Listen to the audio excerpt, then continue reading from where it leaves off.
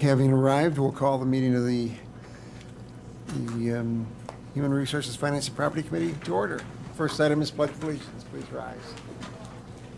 I pledge allegiance to the flag of the United States of America and to the republic for which it stands, one nation, under God, indivisible, with liberty and justice for all.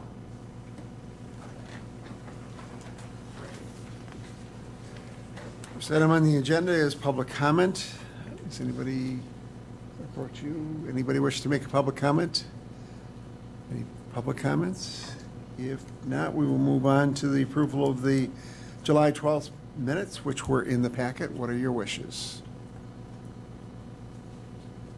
Moved by Supervisor Leahy, second by Chair Gibbs. Any discussion on the minutes? If not, all those in favor will signify by saying aye. Aye. Opposed, no. That motion carries. Under 5A, continued discussions on the 2024 budget, annual budget, and recommendations relative to mandatory discretionary program rates and fees in the 5-year departmental expense levy. Any discussion on those items? I know that do you want to share our conversation earlier today? Sure. I just had a question on when we look at the fees, are some of the bigger ones that we're going to have major capital expenditures in the future. If we could look, Christy, at, say, ice time, since we're going to have a big expenditure there. What portion of the fees cover a fully loaded hour of ice? So if you took the depreciation of the building as well as any operational expenses? I don't know what portion, we haven't done that calculation, but in the past, when they've had major renovations, the Parks Department notified us that we are not recovering the full cost, including a depreciation or capital cost of replacement. And I guess the question is, should we take a look at that? Should we take a look at what portion it is? If you could bring that back to the committee, say in a month, would that be reasonable? Yes. Yeah, we sure would. If I can add one thing, I think that's a great point, and that was one of the big takeaways from your last discussion. Looking at the big capital requests that, not the big, I should just say some of the capital requests that came through our CIP plan that Chris presented. We have a number of projects that, to your point, Supervisor Marshall, have the opportunity to kind of leverage themselves for additional revenue. And this idea of doing something we haven't necessarily done in the past, setting aside a portion of perhaps some of that revenue to pay for future replacement of those facilities, I think is important. Just for context, we'll work on, to Christie's point, work on getting those numbers for you. The Parks Department is actually going to be coming forward with a proposal to go out for a request for proposal for someone to assist us to take a look at what it would cost to put together have a new ice sheet, and those financial analyses to know what is the cost to operate, what is the cost for the facility. So we hope to have that in the near future to help the board make a really important decision, which is, do you want to stay in the ice sheet business? And what partners might step up to the table to assist in that, because we do have those revenue generating options within that ice sheet, not only the user groups that use it, but we also have a semi-professional hockey team that uses it. So there's kind of a home, quote unquote, home user, a primary user. We also have the school districts. So I think that's a really good question. How do we do that across the board, I think, is another piece. We're starting to have those conversations about just leasing facilities. Right now within this very building, we have a significant lease with the Department of Corrections, making sure that we set aside enough of that revenue on an annual basis into an account to fund necessary improvements. I think that's really a sound fiscal approach. So we'll work on those numbers, and I'm hopeful that Jamie is already kind of starting to see what those projections are. But right now, the cost of construction for an ice sheet, I'd say it's a shot I don't want to say entirely in the dark, but it's, if we hit the dartboard, we'll be good.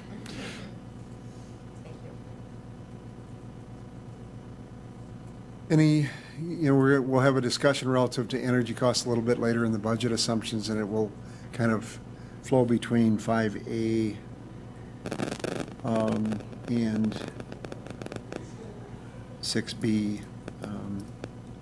So we can have that discussion now or later, but we had built into the budget assumptions utility cost, and the question is what would the goal be? I know that last year's budget had that significant increase in utility costs that led to the ARPA set aside or dedicated funds in excess of $400,000, and I think we wanted to try to look at, we talked about an energy task force as a way of looking at and trying to reduce our costs, and I know Chris has been looking at it in the context of the capital expenditures, but are there some goals or desires that we would want to do in the budget relative to the actual expenditure, programmatic changes, and or assumptions that we would want to do? Supervisor Limmer. Last week, we talked a little bit about getting a baseline and then an energy audit. Was that a given, or is that just something we should propose? Because I don't know if there's funding needed for an energy audit. I could speak to that briefly. So the day after the meeting, I reached out to a couple of people we work with currently. So I have one potential path in the works, and I've got to meet with Corp Counsel and Administrator Leonard to kind of talk through. There's an MOU that comes along with it, and so we just want to demystify how that would work. And then if it falls within the code, which I think it will, then we can get that sort of baseline established relatively quickly and identify some projects where you might be able to realize some savings based on what they find. So we had the discussion, I think Chair Gibbs was actually the one that raised the issue of the systematic wide energy audit to set that baseline. So I'm seeing a bunch of nodding heads, and so I would ask administration to look at that in the context of developing it. I don't know if we want a formal motion to remake that request. That's up to the members. We could bring that up under the budget assumptions or later, but we'll just, at this time, operate under consensus that we would ask them to develop a proposal or evaluate a proposal for conducting that comprehensive energy audit of all of our, I would say, facilities and practices, because both have different impacts. Everybody's nodding? All right. And I'm going to take some liberty under item 5A. We've got the capital improvement plan rolling stock funding levels. And as you recall, we've been struggling with the concept of rolling stock for quite some time, and that affects primarily parks, the sheriff's department, and the highway department, with a few other exceptions. But we've basically frozen those levels of funding for a decade or longer, and they're looking at different approaches. So without objection, and because the people from Enterprise have a time commitment, I'd like to just begin that discussion and sort of blend item 5A4 and 6B2, discussion of the enterprise fleet management for rolling stock, if there's no objection. So Chris, I'll look to you. And All right, thank you, Mr. Chair, and thanks, Ben, for being here, and Captain Weber as well. So I think to just kind of lay the concept out in a basic sense, you'll get an idea of why the Sheriff's Office is looking at moving towards a fleet management system with Enterprise. But in a general case for privately owned vehicles, you can look at the 2023 vehicle cost of operating, estimating 15,000 miles per year, and that can range, depending on the vehicle, anywhere from 44 cents to 52 cents per mile through a fleet arrangement. Now, the 2023 rate for the IRS mileage is 65.5 cents, and so you can see that there's a 30% reduction in the cost there. That said, it is important to note that The 23 rate had been increased because of high inflation and gas prices, but not dramatically. I mean, maybe on the whole it was dramatic if you look at the across the board, but the first 6 months of 22 were at 58.5 cents, and then they did a mid-year adjustment up to 62.5 cents. So even if you look at 58.5 cents and then add on a typical IRS increase per year, you're still higher than the fleet cost on the high end at 52 cents per mile. So just in a mileage savings in terms of employees using their vehicles, if you did this for, say, social services or other departments that have high uses of their privately owned vehicles, then you can realize some savings on the mileage side. But so that shows us a per mile savings for the county overall. Now, again, this is just an example for the concept of it, but you have to think of the lease through enterprise not as an individual, because we're all roughly familiar, or we've seen the car commercials where you can lease a vehicle for X number of years. So there are some parallels, but the thing to realize is that when you start out with the acquisition cost of the vehicle, you're starting at a lower rate than an individual can get that vehicle at. So there's a government discount just right out of the gate when you buy the vehicle. So if you look at the acquisition cost of the vehicle, say it was $30,000 with the discount, and then you leased that vehicle for 5 years through enterprise, and then after the 5 years had passed, the payoff amount at the end was $5,700, in a sense that you could make the decision to say, well, you know what, we're going to keep this vehicle, so we're just going to pay you $5,700 and keep it. We're going to not continue that vehicle in the fleet for whatever reason. We'll buy it, but through the program, what you would do is take that vehicle and sell it on the market, and you'd sell it at the point where it's got maximum resale value. So you're looking at the used car market, you're looking at different models of vehicles and which ones have higher values. You hold their value longer, ideally. So if you could sell that same vehicle that had a payoff amount of $5,700 and sell it at $14,900, then the balance of that would be $9,200, which would essentially be the equity that you have in that one vehicle. So then you could, depending on what you wanted to do, fold that equity into the new vehicle you get through the lease program.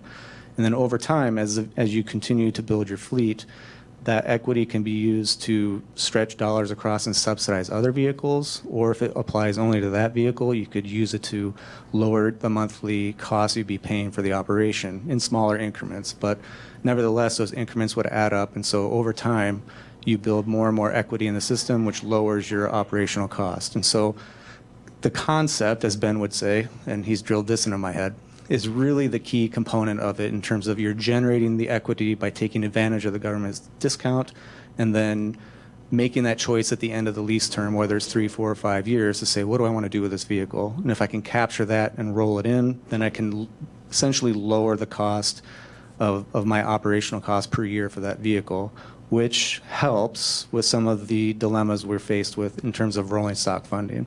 Now, some of these, this is more applicable to, it applies to the sheriff's office as well, but obviously they're a unique case.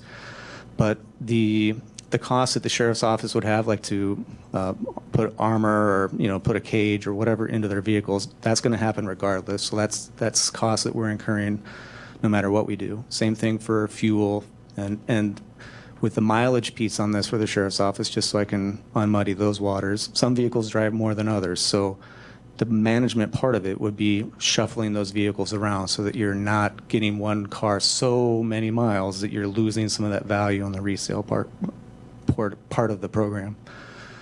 So beyond the concept, the additional pros of having a fleet arrangement include things like your vehicles would never be more than 3 to 5 years old, depending on the terms you would set for the lease. So you're maximizing the sale of the vehicle. You're also maximizing your equity through that. You are getting better safety features with more modern technology. You're getting more reliability, and safety in general is just higher.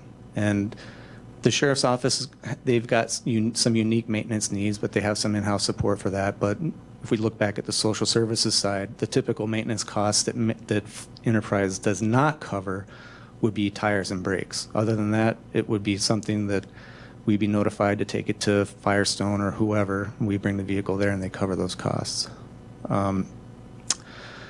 You've got the latest technology in the vehicles. You've got better fuel economy in more modern vehicles. They don't become old and broken down. So, like, you know, if you're like me, some vehicles you drive them into the ground. Or Administrator Leonard, he would say this as well. But this is obviously not that approach. The cost, as I said, per vehicle would decrease incrementally over time. So part of the overall program would mean that Enterprise meets with the county departments, sheriff's office, and whoever else is included, at least twice a year to gauge the progress of the vehicles, which is maintained on an online database that departments and Enterprise can look at together, individually or together. They've got the ability to identify the opportunities when they arise. And so Enterprise essentially has a deeper knowledge and understanding of the industry. So you could, in theory, run a fleet yourself, but you'd have to really be tuned in to how the world works. And there might have been a stronger argument historically. You know, one could argue that, yeah, we could pay a couple people to try to run the fleet, but then you're taking away from the savings you're trying to generate, but you're also counting on those people to have the same sort of industry knowledge, which nowadays is more convoluted. That market, that whole industry is far less predictable. The times in the past where you could expect the industry to be putting out new models or, you know, anything that you could look back on and have history be a guide to where you are now is not how it is today. So you really having your thumb on the pulse of the system, as it were, is something that Enterprise brings to the table. You'd also be updating the year-to-year planning for the fleet and vehicle-by-vehicle basis. And so you'd have at least those 2 touch points during the year to make sure that you're not missing an opportunity. The other key point to me, I think, is that by getting into it, the county or the sheriff's office, whomever, is not obligated to continue. And I alluded to this earlier in a sense that you can continue with a vehicle in a program or you cannot. You're not forced to do one thing or the other because essentially the program is mutually beneficial and we both want to maximize the potential of that. But if we decide we want to keep vehicle X out, then we can do it, no harm, no foul. The equity, if you pulled a vehicle out and you had equity in that vehicle, you could use it to pay off that vehicle. You could use it to contribute to other vehicles you have in your fleet. Again, that's a decision you make.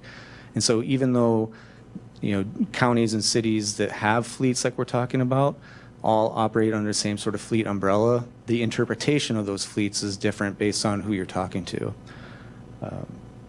So the sheriff's office is unique in this sense that their vehicles aren't the same sort of thing like people driving their privately owned vehicles to a home for social services. But so you know, the core vehicles we're looking at are this year's patrol replacements, which is 10 of them, correct?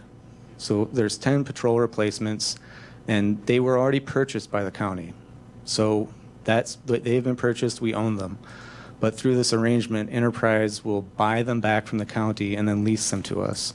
And so then the example I used previously, where you have monthly payments and at the end you have the payoff, now you pay that vehicle off after 3 or 4 years, and then essentially you build the equity, fold into the next new vehicle, and continue. The equity from just this first step, if we wanted to, this is just an example of a decision point. You could say, we want the money that you gave us back for those vehicles to just pay for those vehicles for the next 3 years. So you could do that. There's enough funding there in that amount to do it.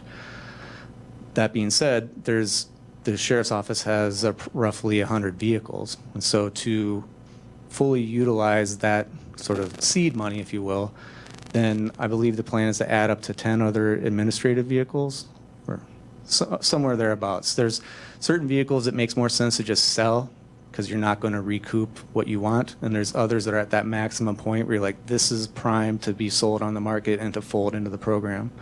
So that money from those vehicles, the patrol vehicles, can be used to subsidize those as well, so that you're kind of stretching those dollars over the transition into a fleet.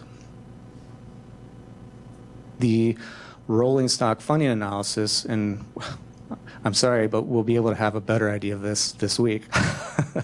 But the conversation that we're having today about rolling stock and what this would look like, we'll be able to take the first year analysis that I'm kind of pointing out and say, here's the strategy we're going to use. Here's how it will fold into year 2, 3, and 4 as they expand their fleet. And then you get a sense of what does current rolling stock funding allow them to do. And so then you get So by the end of this month, we'll have a good sense of what we're able to do with the current funding allocation and rolling stock for the sheriff's office. The sheriff's office is moving forward with this first go. As I said, there's nothing that commits them to anything beyond that, but that's the first step. And really, the county's first step was with facilities and CPZ in getting their fleet. So there's, I think, roughly 10 or 12 vehicles in that fleet already. So we've got a sense of how it works, how it's worked for us historically. And so this is just expanding the scope of our relationship. The other thing to say is that Chief Deputy Milhausen, he's not here today, but he has reached out to other peer agencies who have fleets through Enterprise, and it's working for them. And so based on their feedback, and he references La Crosse City, or City of La Crosse and La Crosse County, who he's spoken to the most. But it was important, even though Ben has that information to say, here's all the cities and counties in Wisconsin that are utilizing this program, it was still good to reach out and have a kind of one-on-one conversation with another agency to say, how's it working for you? So based on his conversations, he hasn't had any negative feedback. And Captain Weber's here kind of in his stead, if you will. So I don't know what else he'd like to add, but that's the not so small nutshell version of what this all looks like. Did you want to add anything, Captain Weber?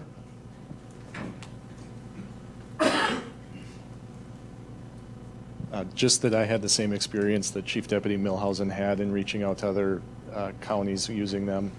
No negative feedback. They would recommend it. Their monthly or annually cost per vehicle to operate has gone down as a result of it. So, yeah. Does this sort of transition us as we've gone? You know, it used to be with IT, we would buy the software. Now we're leasing the software. In how does that impact our, the rolling stock we're building into the capital budget? Are we then moving these assets into the operating side, just as we understand them? Or are there, how does it impact how we approach the budget from the context of accounting for those? We've had a smaller amount of those contracts right now. I think it's 4 or 5 vehicles. So we manage them as a rolling stock in the capital improvement budget. Okay. And then the amounts are being paid through the departments plus the maintenance, but they're actually being funded through the annual lease payments are being funded through CIP currently because A, it was small, and 2, it looks like a replacement schedule. So you, as Deputy Minister Holman said, you've got 5 cars, you're buying 1 a year, so that basically equals your annual lease payments. So at this point, we've always just run them as a internal service fund funded by CIP. But this may need to have a new approach to it. And I do know your point about subscription as a service. I don't know if GASB 96 applies to this, but I do think that it would fold into our lease management, which is another thing we jumped into this year because of another GASB requirement. So we can look into 96 to see if it speaks to this, but it probably lean closer to the leasing piece. But I don't know. That's just off the top of my head. And I don't know if Ben has any insight on that, or if obviously if you have specific kind of deeper questions, Ben can help out with those too. If I can add one thing, I think it's important to remember, as Chris alluded to, you look at the advantages of this fleet approach. We're talking about fleets that already existed for Marathon County, and these are, for lack of a better term, traditional vehicles. Even the sheriff's office, we're talking about Dodge Durangos, or they might be a little different if they're pursuit rated or not. But your rolling stock is not only those type of vehicles. You have traditional vehicles, and then you have specialized equipment, like the boomer lift trucks at Parks, Rec, and Forestry, or highway vehicles. And as Chair Robinson referenced, our rolling stock allotment hasn't increased for about, I think it's 12 years. So as vehicles, standard vehicles, traditional vehicles, started eating up more of the pot, those replacements of those specific pieces of equipment that you needed to do certain specialized work they've had to be compromised in some form or fashion, just like traditional vehicles. Maybe we used to buy 10 or replace 10, and we've been ratcheting down to 8. But this, hopefully, through operations, and I like the way Chris characterized this, we have an existing relationship, which was our pilot. This is an expanded pilot with a fleet that already existed. It hopefully will allow us to allocate over time more money to those specialized pieces of equipment. And we have traditionally funded rolling stock. I mean, the main point of, I think, your question, Chair Robinson, is how do you fund it? Because when you are able to borrow, you can fund with borrowing for capital assets. These were historically within our CIP, and they will remain within CIP, but we haven't historically funded them with borrowing. We've funded them with CIP rollover, so from an accounting and operational standpoint, at least from my perspective, I don't see a big change. I do think the next step, and this was in the work plan presentation I gave at exec, for a future year project, expanding this, should we continue to see it operate as we plan, expanding this into the realm where, like Chris referenced, where we're currently just reimbursing staff for personal vehicle usage, we should be able to create an internal service fund where we can grow that fleet as well, and it'll be a financially advantageous process. But this is, in my mind, this is really just expanding the existing relationship that we've had for facilities and capital management and CPZ, which were existing fleets, not personal vehicles being used, doing the same thing with the sheriff's office. Again, those weren't personal vehicles within the sheriff's office, they were an existing fleet. I think that, at least from a conceptual standpoint, if you can get past all the conceptual stuff that you really want to be challenged, have Ben talk to you about, it's different. It took me a long time, and I'm still not entirely there, but it is a different lease practice than a personal vehicle. And just one quick thing, if I might. I think in terms of how you fund it, when we get the projection together for how this plays out over the next, say, 4 years, then we can say, okay, once the sheriff's office is fully into their fleet, what then does that annual cost look like based on year one and folding in? And then you see what that amount is.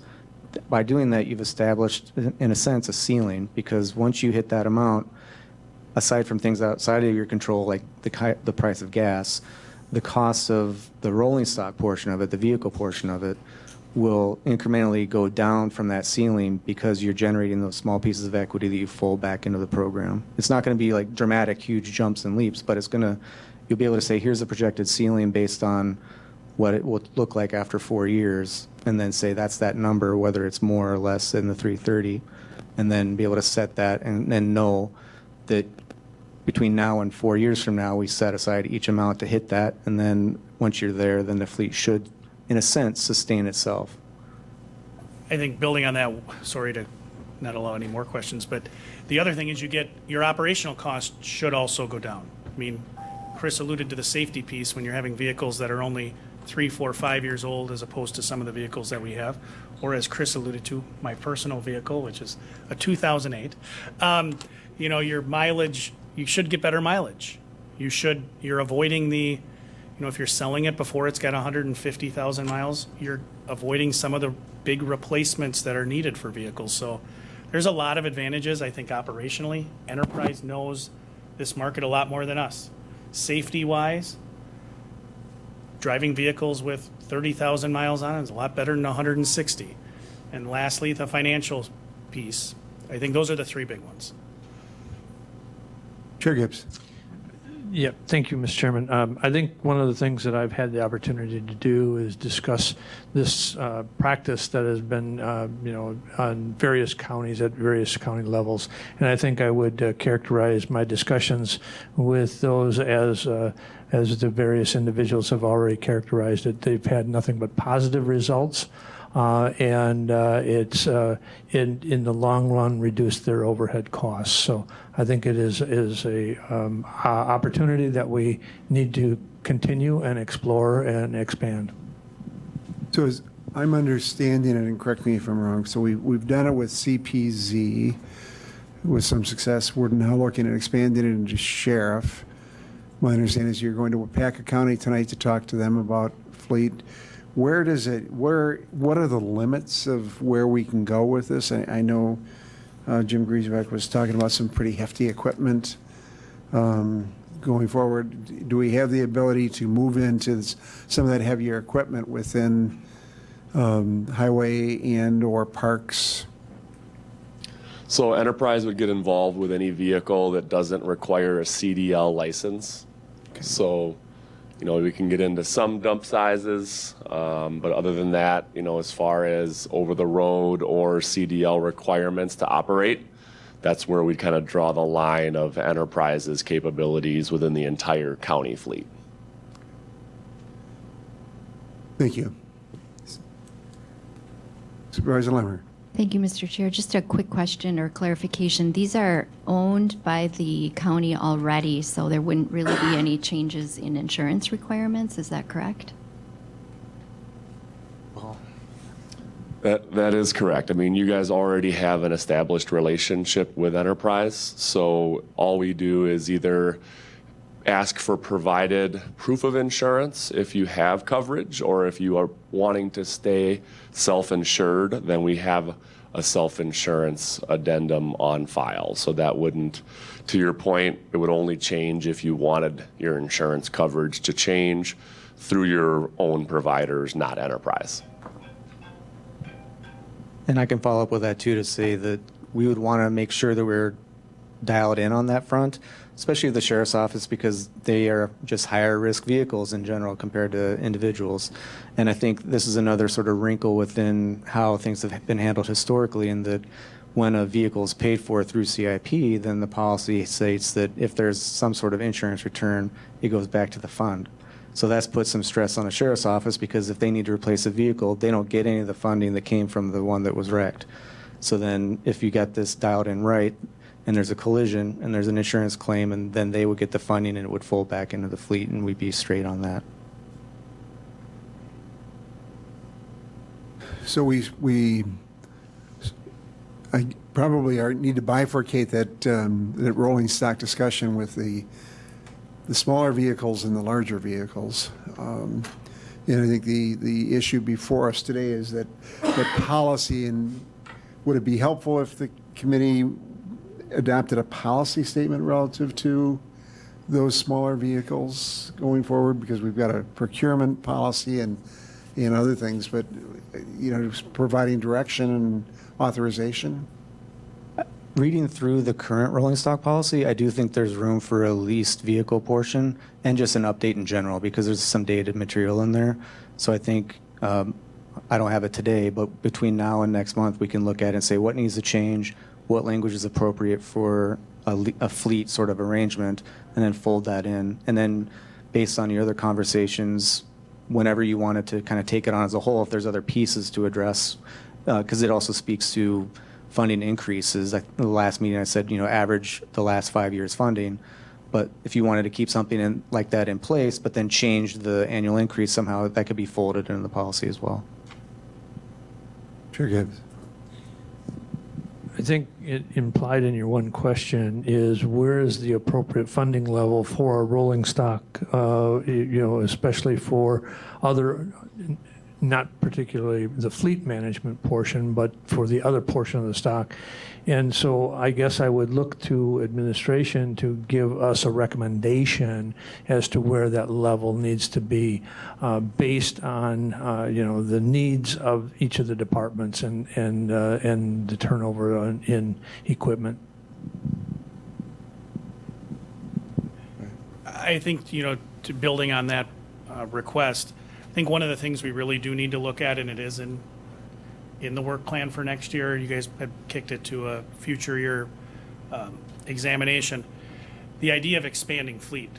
The opportunity, I think, in my mind, the real opportunity, I think this will be positive, but the real opportunity is making sure that we structure a future fleet that currently doesn't exist around social services vehicles and health department vehicles, so that we can fund those, take that existing IRS money that is going right now to reimburse individuals for their, rightly so, the costs associated with vehicle operation, to funding that internal fleet. And then as you do that, you will take away the need to fund those sort of vehicles that I think can serve as at least some form of offset to what is currently a gap relative to the specialized vehicles. We have a lot of older specialized vehicles that need replacement. I think Jim Griesbach will tell you that.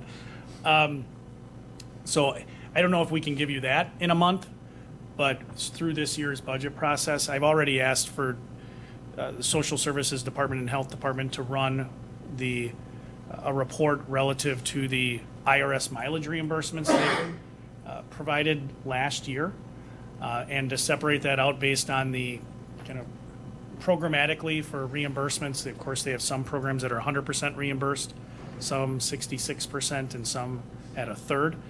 So we'll have some better sense as to the funding opportunity or financial opportunity relative to that fleet. But I don't know, Ben, if you have anything to. Yeah, Enterprise certainly can do a lot of. Just one other story to share to kind of give you more of an end mentality. Just for a local example, the city here has over 60 vehicles under this program. They are at a point now where they've gone through 2, 3, almost 4 rounds of replacements. And they have some sedans and some pickups within the city that they literally have to budget less than $2,000 a year to use. I mean, they have monthly payments on those vehicles that are $120 to $180 a month for their vehicle usage. So as you guys think long term, whether it's for the existing departments, we're kind of at a point where we're at the first rotation for 2 departments with the expansion of sheriff as a third. But even talking down the road, social services, if you get to a point where you have sedans or even all-wheel drive SUVs that are better for Wisconsin travel, think 5 years down the road where they could literally be budgeted for less than $2,000 a year. And if you can put 15 to 20,000 miles on them, think of how much that's saving you versus whatever the IRS rate's going to be at that point. So just to kind of paint a picture as far as not only the point we're at today, but also kind of down the road where we can get you to. I would ask that as we look at this, we not look at it necessarily on a department. One of the beauties of the consolidation at the campus is you could have a motor pool that could serve health, social services, other agencies, and North Central. And if you had a pool, you could charge it out. The state of Wisconsin does that. And there may be some additional savings by needing fewer vehicles. So I'd encourage you to look at that pool concept. Perfect. That was exactly our thought process. So good to see alignment. Alignment is always helpful. Make sure we're heading in the right direction. So I don't know that we need to take any action today, but I would ask administration to look at the policies to see if there are any policy tweaks. And I think we do need to address that issue of the larger vehicle size. I know that Supervisor Leahy led a group that worked on capital expenditure program, and rolling stock is always that tough nut to crack, if you will, and we've just not cracked it in 12 years. So I think we're at a critical stage, and it's also an opportunity here, given some of the things that happened in Madison, for us to try to address some of those things going forward. So if you could bring something back in the context of the 2024 budget, I think it'd be great. Any other questions? Gail, did I see your hand before? Okay. All right. If not, thank you very much for that presentation. Yeah. Thanks, everybody. Appreciate it. All right. That takes care of anything else under 5A relative to the budget. Then ARPA reconciliation of funds. I'll turn it over to Administrator Leonard.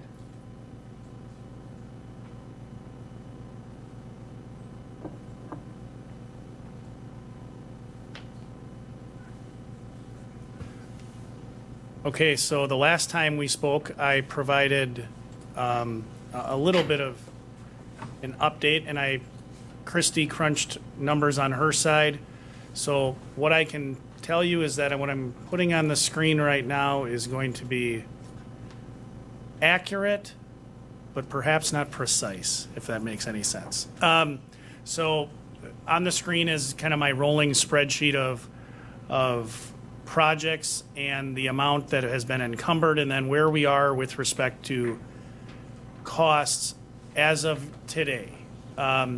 And then an estimate of where we are for reallocation. And I know that's where your mind is going to want to go right away, is to the reallocation column, but let me talk you through kind of where we're at on each of what's on the spreadsheet in addition to that.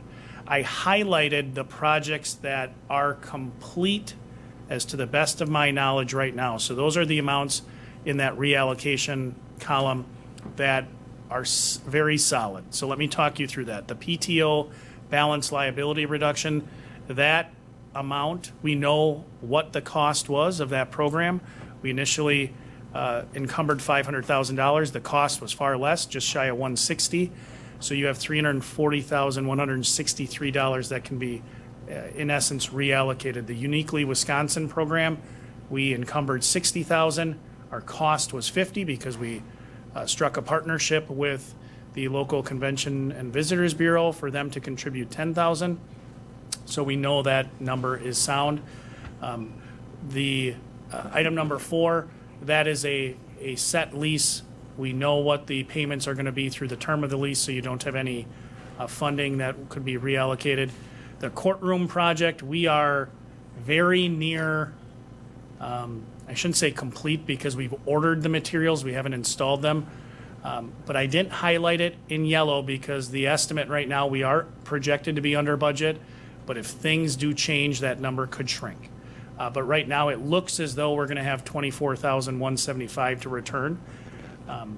But that's why I didn't highlight it. The broadband project, initially it was unclear to me. You had a lot of negotiations or discussions about how much money to allocate. It was initially about $3.9 million and then $4 million. But ultimately, just had Kim provide me the final resolution that you adopted in March of 2022. You allocated $1.157 million and $10 to that effort. That was for PSC, Public Service Commission application assistance. $70,000 of that was for a project that Serenity was presenting to the Public Service Commission that ultimately did not get approved. So that $70,000 is remaining for potential reallocation. The next project, the morgue project, you have encumbered $2 million.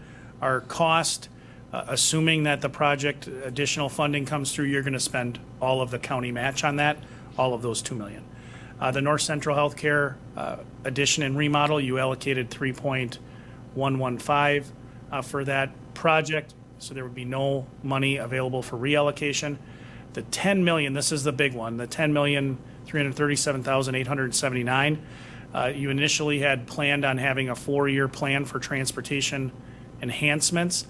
You funded that $10 million in expense through highway reserves, so that full amount, should you wish to reallocate it, would be available.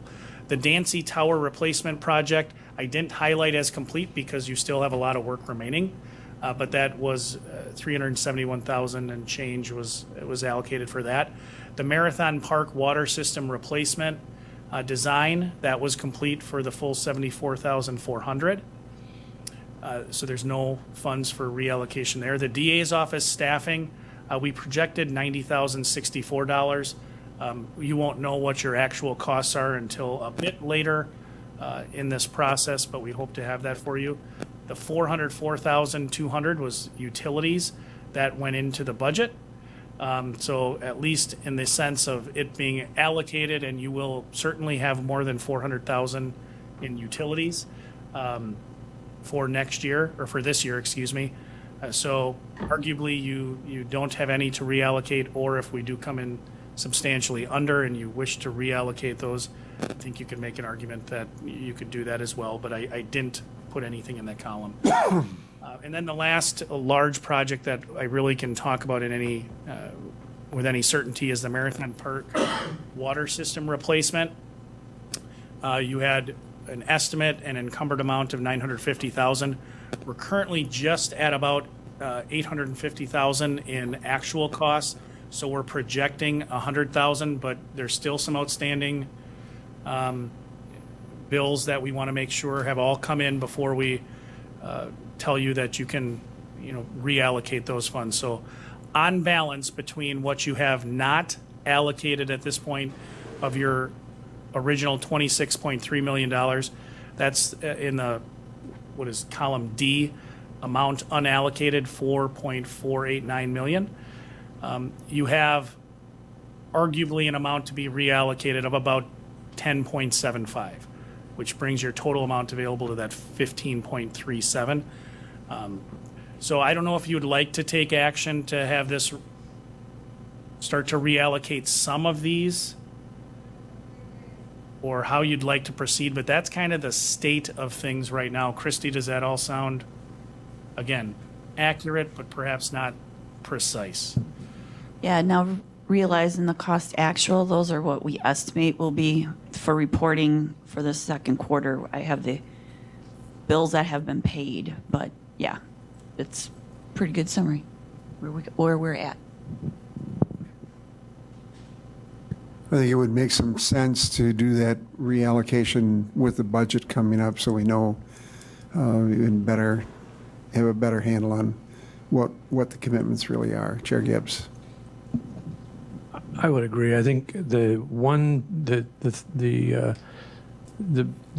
projection or what we have as closed out, if we call them something, closed out projects, I guess my motion would be to reallocate those as to, and have a resolution so that Christie can do the appropriate accounting to the feds, is reallocate those back into unallocated, the closed out projects that are highlighted by the administrator in yellow. Okay. Is there a second? Second by Supervisor Lemmer. Any discussion? If I can add one thing. Go ahead. And given that you're not going to be able to take this to the full board until your next meeting, my hope is that we can move the Marathon Park water system replacement. I can highlight it. Jamie just had a couple more bills she had coming through, but we can certainly bring a draft resolution back to your next HR finance meeting. That sounds appropriate. That was my motion. Supervisor Hart. Thank you, Mr. Chair, and I just wanted to make a request if you could send this out to committee members. Certainly, and it will be in your packet for your next meeting. And the beauty of taking it in August is that that will be the same time we take the preliminary KIP in, capital improvement plan, so it would allow for an evaluation of these dollars as a funding source for a portion of those projects. So we have a motion to reallocate the dollars based upon the administrator's spreadsheet. Is in a second. Any further discussion? If not, all those in favor of that motion will signify by saying aye. Aye. Opposed, no. That motion carries unanimously. All right, so we will take that in next month. Update on the 2024 budget assumptions. We generated some debate at the county board level as to what's in historically a budget assumption and what's not. This has been the historic past practice of the county to look at these items. We added utility cost as a placeholder at the last meeting, hoping to get a better understanding of that. We just had a question for Christy relative to WRS. Is that is based upon the most, I just received my electronic version of their update. Is that incorporating all of those costs? Because the WRS board made some adjustments. It includes the incremental change to the what we will pay in addition to the current one. So the actual cost went up. So for the employer share of the general is 6.9. But the protected, both their duty disability and the employer share went up. So this is the net effect of that increase over last year for you, but it is not the amount we're actually pulling for the employer share. But it is officially from their site, so I can tell you what those numbers are if you want those. All right. There was some discussion about the tax rate, and I think that the concern there is that we're really limited by what net new construction is in terms of the levy amount, and that's driven by forces beyond Marathon County when Department of Administration or whoever, is it DOR or DOA? DOA. DOR gives us those estimates. That limits what we can do, but this gives the guidance to the administrator going forward in setting those is the baseline, and then they'll get into the programmatic review going forward. I know there were some questions relative to fees and the public charges and other things and doing across the board increases. The problem is that some of those fees are set by statute, and it really is something that committees will need to look at within their purview. I took another look at the fees for this committee, and we really don't have many. We've got passport fees and copy fees and envelope fees for elections. We may want to look at that with a new cost, going forward. But there's not a lot that we generate in between the Corp Council and clerk, treasurer, and finance director in terms of fees for us. But again, we'll reiterate that it's important for all committees to look at those fees, and I think that Supervisor Marshall earlier in this meeting threw out that concept of what are we including? Is it operational or capital or both? And are we depreciating assets when we look at setting fees, particularly for some of those voluntary areas or activities? As it relates to utilities, I think we suggested that because of the $404,000 that we supplemented last year. And utility costs have come, the projected costs are down. We hope that that's maintained, but do we have any goals, or is the audit or the evaluation sufficient? Do we want to put, just flag it as an item and leave percentages out? Supervisor Lemmer. Thank you, Mr. Chair. I think it would be premature to put a percentage on when we don't really know our baseline yet. I think that's what I was hoping the task force would come up with, but I just feel like we're just throwing a random number out there without really having any context for it, and that might be just pointless without that baseline. Okay. Supervisor Marshall. Thank you, Mr. Chair. On the health insurance, the 6.5% I know you said was related to kind of our first half experience, but is that like worst case scenario because it assumes we're using a brokered model versus potentially any cost savings becoming self-insured? You're correct. That is the assumption based on the top end of what we would expect to see for renewal remaining fully insured. It's a little bit more complex than that. Our renewal cost was a little lower, but there's a cost associated with operating the on-site clinic that we have that we'd have to build in. So that percentage is our attempt to combine those two things. But to your specific question of, is that assuming the experience of staying fully insured? Yes. And you have those discussions coming up relative to Correct. the design? It would be next week. And I know there was a request from Supervisor Marshall to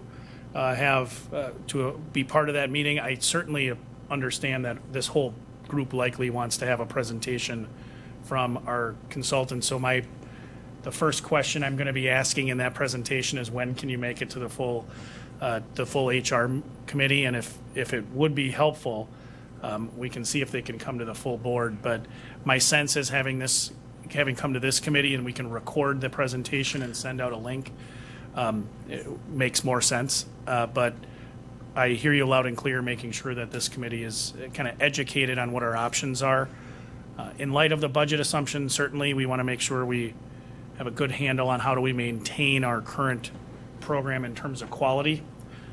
But the 6.5% is based on kind of continuing in that mold at this point. Christie? Just to follow up on the retirement, that's the actual incremental increase for all of the taxable or the wages that are eligible for retirement. But in general, the general fund, or the general employee category and the electeds, the employer contribution this year is 6.8%. Next year it will be 6.9%. So, but the protected class, which is law enforcement, went from 13.24%. That's the employer share and duty disability, to 14.39%. But the impact overall is what you're seeing on that net amount. So I just want to make that clear for everybody to understand. Other questions?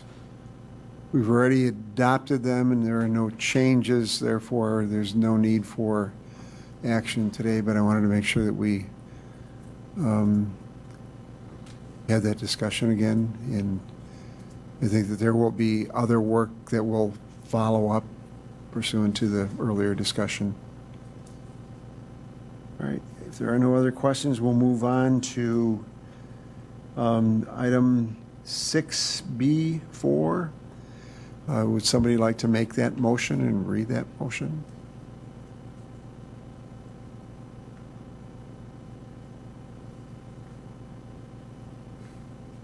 Chair Gibbs.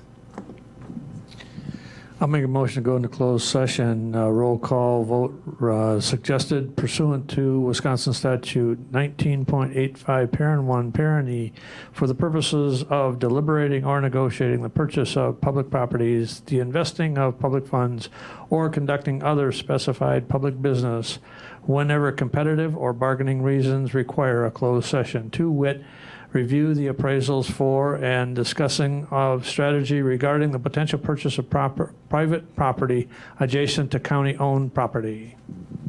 Is there a second? Seconded by Supervisor Marshall. If any discussion, if not, the clerk will call the roll. Robinson? Leahy? Gibbs? Marshall? Hart? Lemmer? Zhang is absent. Thank you. All right, we are in closed session. We'll wait a minute while we